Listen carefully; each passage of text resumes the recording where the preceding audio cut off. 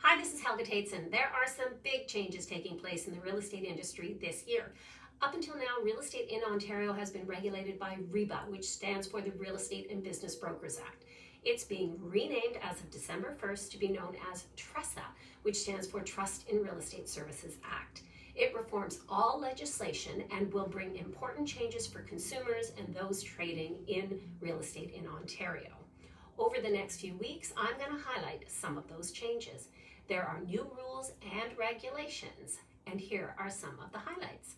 Designated representation, which is a new description, and that would permit two agents at the same brokerage to represent a buyer and a seller in a single transaction and be able to fully advise their respective clients with respect to issues such as money or motivation.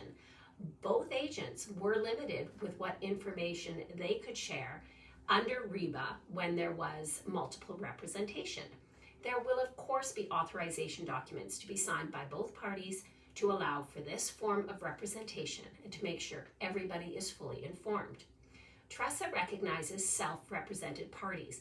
Currently, the Act has recognized either a client or a customer, which was confusing for the consumer. So moving forward, there will be client and self-represented party.